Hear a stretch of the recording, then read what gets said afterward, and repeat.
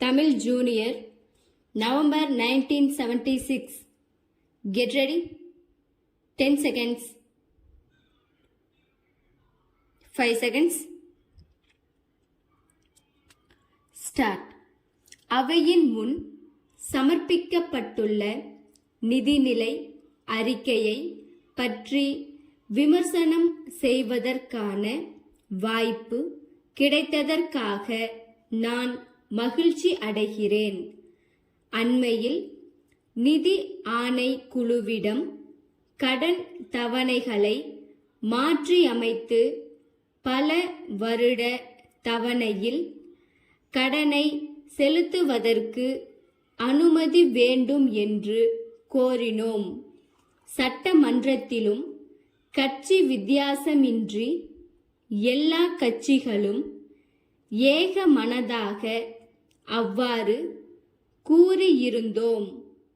இதை நிதி ஆணை குழு பரிந்துரை செய்து மத்திய அரசும் ஏற்றுக்கொண்டது என்பது பற்றி மகிழ்ச்சி அடைகிறேன். நமது மாநிலத்தை பொறுத்தவரையில் நாம் பெரும்பாலும் விவசாயத்தை நம்பி வாழ்கிறோம். சில வருடங்களாகத்தான் தொழில்துறையிலும் முன்னேறி வர ஆரம்பித்திருக்கிறோம். அனைத்திந்தியாவிலும் தொழில்துறையில் நமது மாநிலம் 3வது இடத்தை வகிக்கிறதென்று சொல்லப்படுகிறது. ஆனால் மிக அடிப்படை தொழிலான வேளாண்மையில் எந்தவித குறையும் ஏற்படாமல் கவனித்துக் கொள்ள வேண்டும். அண்மையில் ஏற்பட்டு வரும் குறைகள் நமது வேளாண்மை துறையை பாதித்துவிடுமோ என்று பயப்படுகிறேன். இப்போது உணவு உற்பத்தியை பொறுத்தவரையில் நாம் உபரி மாநிலமாக ஆகிக் கொண்டிருக்கிறோம். இப்போது எடுத்திருக்கும் நடவடிக்கை அந்த உபரியை இல்லாமல் ஆக்கிவிடுமோ என்று பயப்படுகிறேன். கடந்த ஆண்டு விவசாயிகளுக்கு உரமும் பூச்சிக்கொல்லி மருந்தும் கிடைக்கவில்லை. இந்த நிலைமை நீடித்தால் நம் மாநிலம் 2 ஆண்டுகளில் பற்றாக்குறை மாநிலமாக மாறிவிடும் என்று எச்சரிக்க விரும்புகிறேன். சிறிது காலமாக தொழில்களை தேசியமயமாக்குவதில் இதர மாநில அரசுகளையும் மத்திய அரசையும் விட நமது மாநிலம் முதலில் நிற்கிறது. தேசியமயமாக்குவது நல்லதுதான். ஆனால் அதற்கு வேண்டிய பாதுகாப்புகளை நாம் செய்யவில்லை. தேசியமயமாக்குவதற்கு முன்னால் இருந்ததை விட அதற்கு பிறகு தொழிலாளர்களுக்கும் மக்களுக்கும் நன்மை அதிகம் என்று எந்த ஒரு தொழிலையாவது சுட்டிக்காட்ட முடிகிறதா?